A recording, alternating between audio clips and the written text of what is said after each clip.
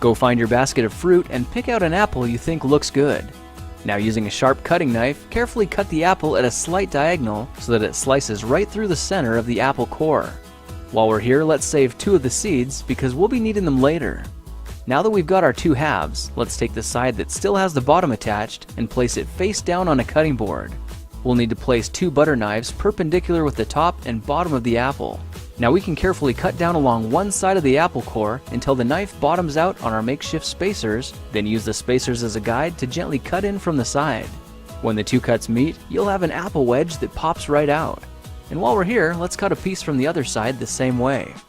Now our goal with these is to cut out 3 more L-shaped wedges about a 1/4 inch thick. And this time, rather than cutting in sideways toward your fingers, try turning the piece over so you can cut downward and meet the first cut at the bottom. Now with a little wiggle, a new apple wedge should break free. If you repeat the process 2 more times, then stagger the pieces back together, the effect is a beautifully layered wing. Now just cut the other piece the same way and your swan's body should look like this. To make a place for the head, all we need to do is carefully cut into the front of the body and gently lift the pieces out to reveal a clean and fairly deep groove. At this point, we can go ahead and grab the other half of the apple and place it between the butter knives like before, but this time we're just going to use them as spacers to cut an even slice off the bottom. You can see that repeating this process 3 or 4 times gives us a nice variety of shapes and sizes. Now look for a piece that resembles a heart that's been slightly flattened on top. All it takes to form the swan head is 3 strategic cuts with a knife.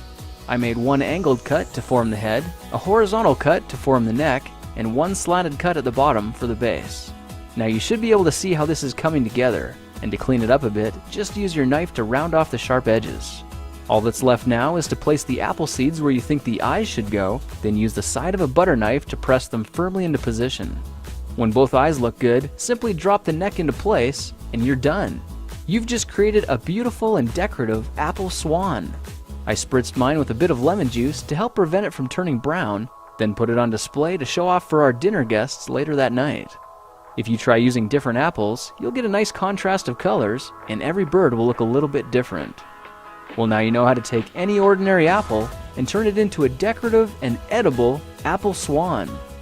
If you like this project, perhaps you'll like some of my others. Check them out at thekingofrandom.com.